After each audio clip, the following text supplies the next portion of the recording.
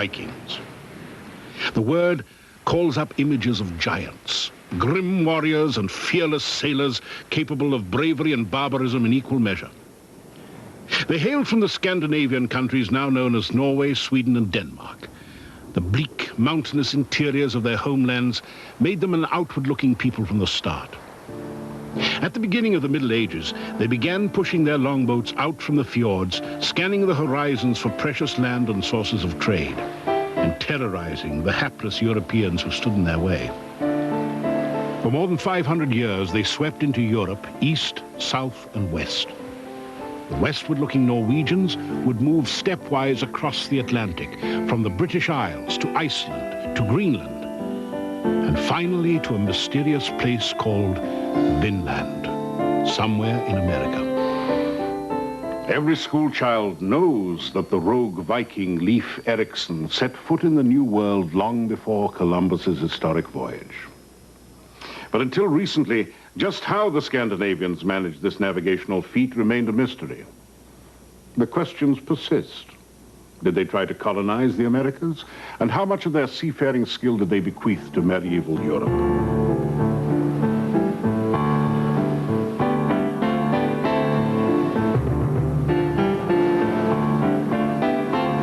Well, the more I've sailed in these small, after all small and open ships, the more respect I have gotten for these people. They were extremely brave. They must have been very, very clever shipbuilders, sailors, navigators. They must have been very well organized, and I mean, they were fantastic. Ragnar Thorseth, adventurer from Norway, knows the seafaring ways of the Vikings as intimately as anyone. For the last decade, Thorseth had dedicated himself to building replicas of Viking ships and sailing them round the world. What we have been interested in is to learn as much as possible about the ship, seaworthiness, speed, and of course to learn how to sail them, so that we better can understand how it was possible for the Vikings to not only to sail once across the North Atlantic, but to cross it regularly 1,000 years ago. The archaeology of boats is a relatively new frontier in the science of the past.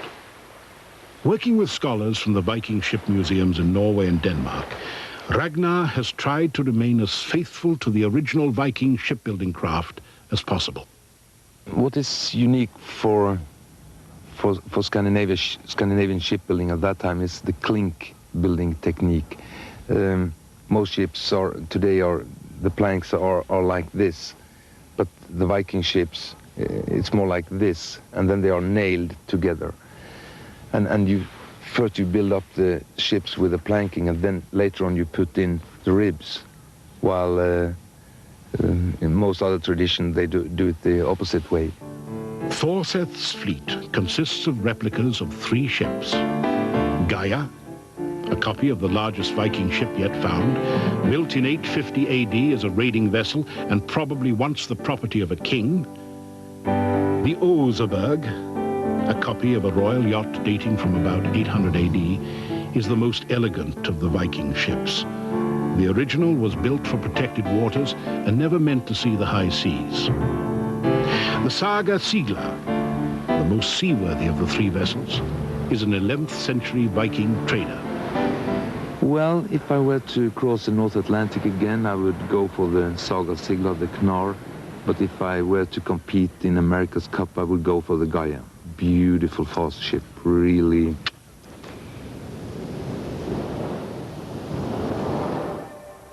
The story of the Vikings' expansion is intimately connected to the characteristics of the land they inhabited, the conditions that drove them outwards. Europe was helpless against the pagan horde. Wielding axes and swords with gruesome skill, the Vikings knew no reason to spare civilians, women and children from their attacks. They ventured as far south as Spain, perhaps even sailing occasionally into the Mediterranean. In the 9th century, they grew strong enough to sack London and lay siege to Paris.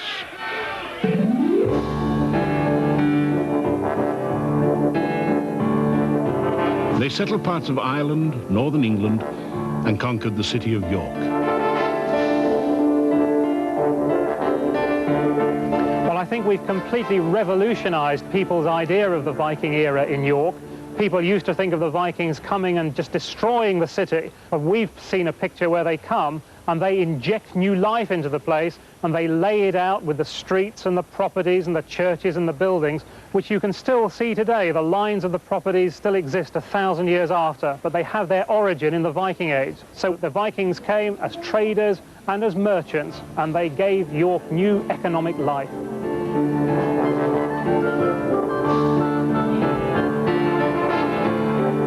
From there, they struck out ever westward. The Faroe Islands, Iceland, Greenland. In the process, they became learned seamen. We are pretty sure that they were able to establish the latitude they were on, and that they would follow the latitude. We are pretty sure that they had a sun compass to help them establish the latitude. We also know that they were well familiar with the planets, with the stars. For instance, the polar star, they called that the leading star, so they would always know the true north. And of course, any time when it was clear weather, they would have the sun and the moon and the other planets. The problems, I guess, came up when they for many days had bad weather and couldn't see the sky. Then they could get lost, but that was actually a good thing too, because the first man to get a sight of Greenland, he was lost. And also the first man, according to the tradition at least, to get the sight of Vinland or America. He was in his way from Norway to Greenland, and he got lost in a storm, and so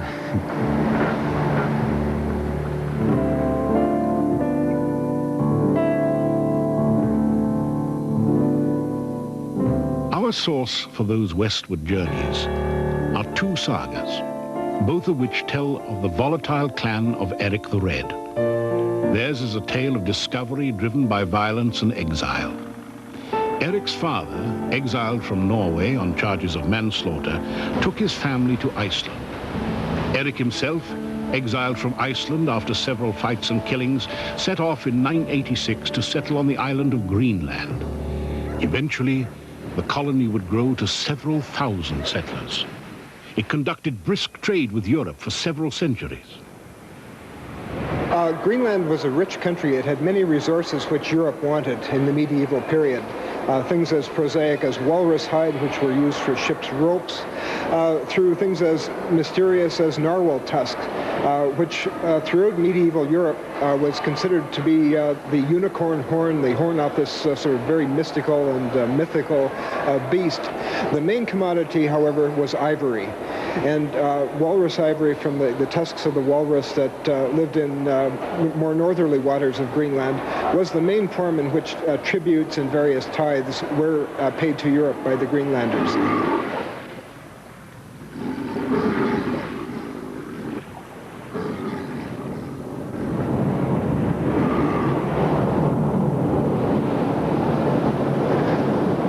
The Vikings continued to look westward across the Atlantic. According to the saga of the Greenlanders, one Bjarni Herjolfsson was driven off course while trying to reach Greenland and sighted North America in 986. He did not go ashore, but he carried the knowledge of the continent back to Greenland.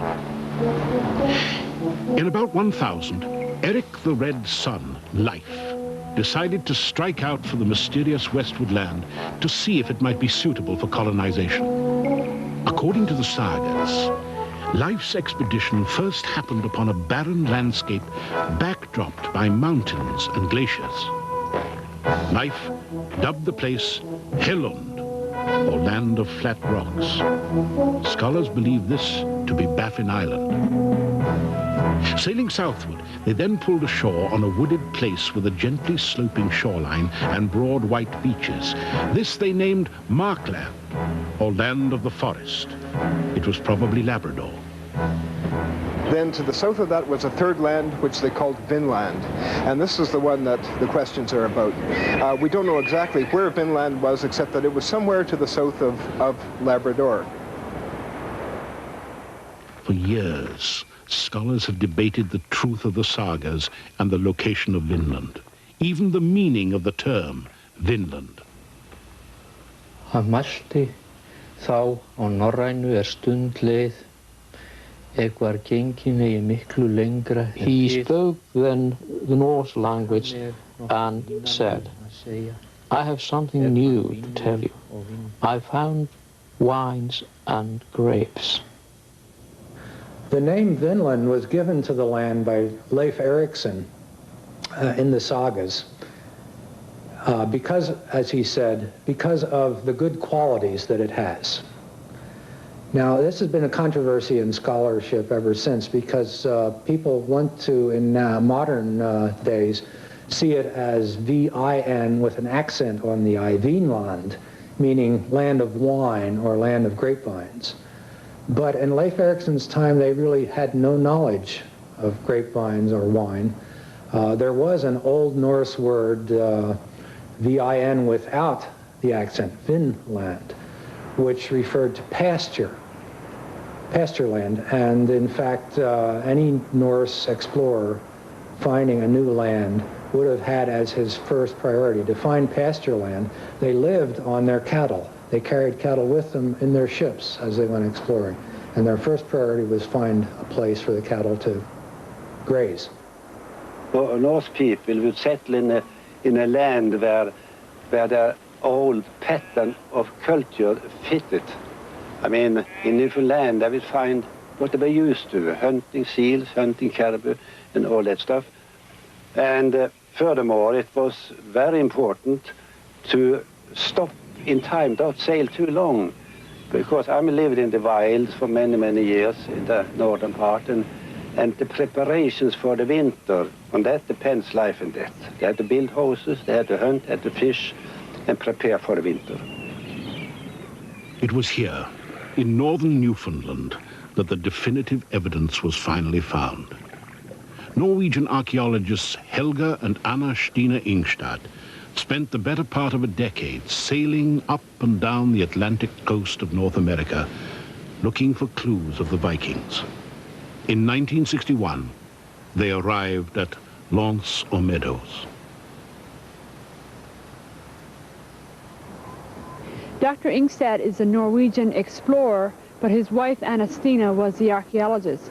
And they arrived in Lance Meadows by accident, really, and they met with the local spokesman of the community, Mr. George Decker.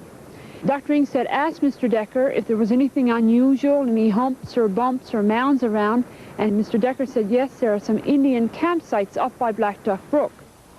And there it was. Even if it was so overgrown as it was, and it was made very clear that it was remains of old houses. But we didn't know, of course, who had built these houses. There might have been Indians, there might have been Eskimos, there might have been fishermen, it might have been whalers, and at last it might have been Norsemen. Only excavation could tell the story. But personally, I had a strong feeling from my experience in Greenland and in western part of Norway that this was a place that the Norse people would like to build their homes.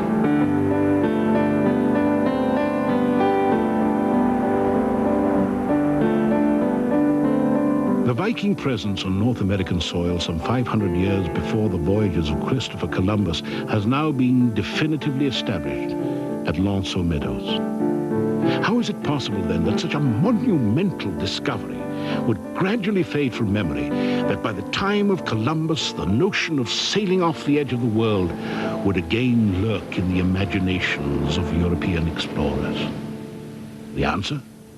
It probably didn't.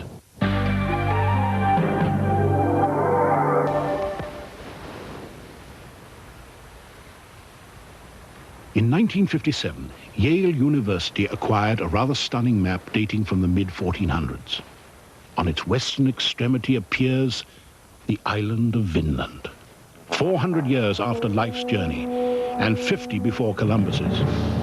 If authentic, the map proves that the reality of transatlantic crossing was still present in the minds of Europeans. Part of the controversy about the Vinland map is a question of its provenance. There are speculations that it did actually come from a Spanish library in a private family library that was perhaps trying to avoid the Spanish regulation on exporting antiquities. Indeed, the map raised such intriguing questions that several scholars sought a simpler answer. It was a forgery. And close examination revealed that the ink on the document contained titanium oxide, a chemical available only in the 20th century. But I've shown a way that there could have been a transfer of this titanium dioxide into the ink in modern times as an accidental transfer during cleaning. In the mid-1950s, tissue paper of some manufacturer for a few years did contain commercial titanium dioxide, exactly the material that has been found in the map. There is, however, reason to believe the map authentic. On the upper left-hand corner is inscribed a long secret message in code, a cryptogram. The discovery of the cryptogram in the inscriptions of the Vinland map shows that someone went to an awful lot of trouble to incorporate these cryptograms in the inscription. One does not create a cryptogram hidden in an inscription except by an awful lot of very hard retrying work, and just one change of one word in this inscription could destroy the structure of the entire cryptogram. For a forger to go to all the effort to incorporate two cryptograms in two separate inscriptions in the map is very difficult for me to imagine. If the map is indeed authentic, it testifies that the Vikings had lost nothing of their navigational skills in the years preceding the momentous voyages of Columbus. Columbus did definitely know about the Vikings and their voyages to North America. Remember that Columbus was born less than 50 years after the last Viking ship sailed from Norway to Greenland. We also know that Columbus was in Bristol when he was a young sailor, and Bristol was an important harbor, and they had lots of ships sailing up to Iceland and also to Greenland. So the Viking voyages, it was a living tradition. Some people also, or some science also say that Columbus went to Iceland, so he most definitely knew that there were land on the other side of the big ocean. Greenlanders discovered or sailed to America. Greenland was colonized from Iceland, and so when we think America being found by Europeans, there were mainly Greenlanders who sailed from Greenland to the continent of America. We don't speak of Christopher Columbus in this country. The Indians were there a long time before both Columbus and the Vikings, so the Vikings were probably the first Europeans in North America, but I mean they were there for a short period. Columbus, of course, opened up America for the Europeans. It is too easy in this day and age to forget the true magnitude of the Vikings' achievements, to underestimate the elemental forces they challenged. But Ragnar Thorseth is not likely to forget. In May 1992, the valiant trader, the Saga Sigla, and the elegant royal yacht Oseberg foundered in a sudden storm off the coast of Spain. Luckier than their Viking forebears, the crew survived to tell the tale and to build and sail Viking ships once again. What extraordinarily brave men they must have been. pushing their open longboats into the fjords of Scandinavia, setting sail for unknown, hostile lands.